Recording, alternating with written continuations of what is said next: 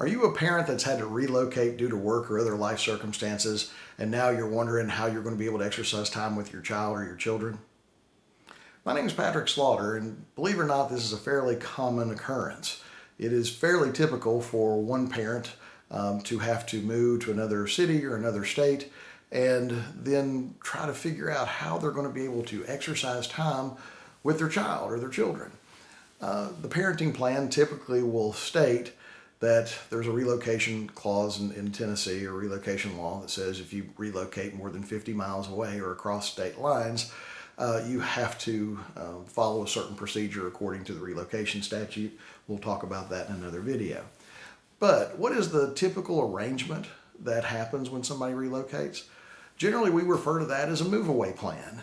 What that means is that one parent gets to be the fun parent and one parent gets to be the school parent.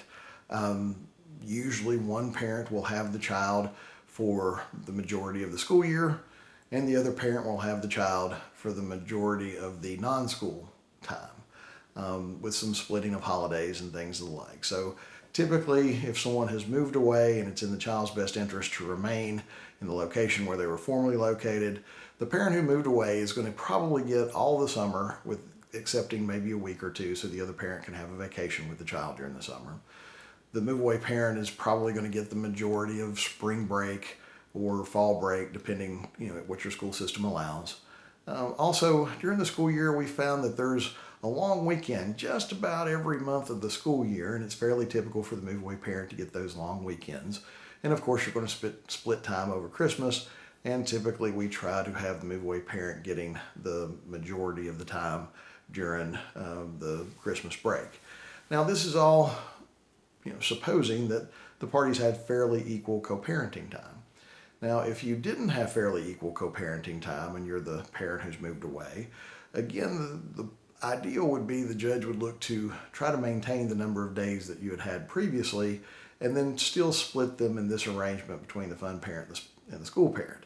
It's not always the case, but that's fairly typical, especially if kids have been doing well in school. Judges are loath to take them out of that school, move them to another location, and insert them into another school system if we don't know how they're going to do.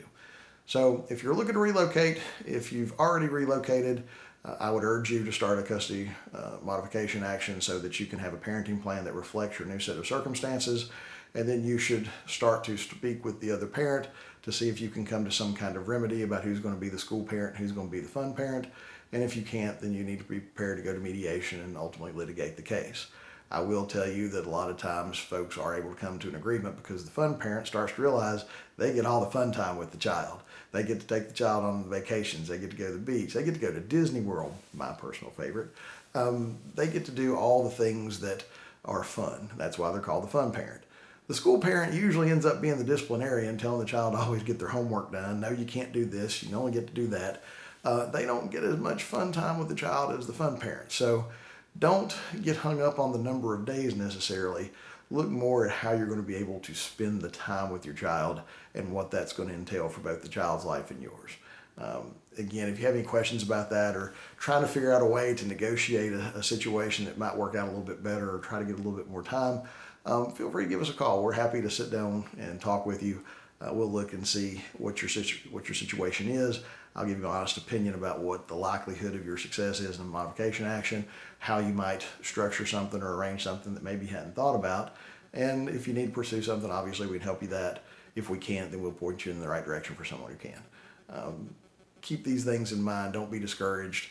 There are ways to make sure that you can maximize the time you spend with your child. And at the end of the day, that's what's most important.